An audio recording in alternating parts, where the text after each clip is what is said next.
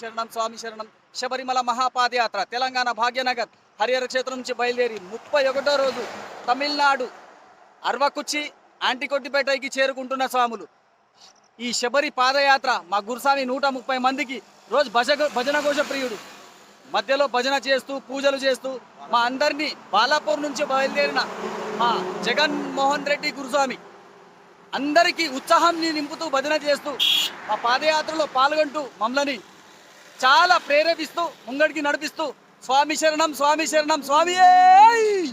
ఏం తక్కువ చేతిని స్వామి అయ్యప్ప నీకు ఇల్లాలి వీరుడ వీరమణి కంటుడ వాసుడ వావరణ మిత్రుడ పాదయాత్ర చేసుకుంటూ పైన ఏం తక్కువ చేతిని అయ్యా అయ్యప్ప నీకు పాదయాత్ర చేసుకుంటూ వస్తున్నామయ్యా.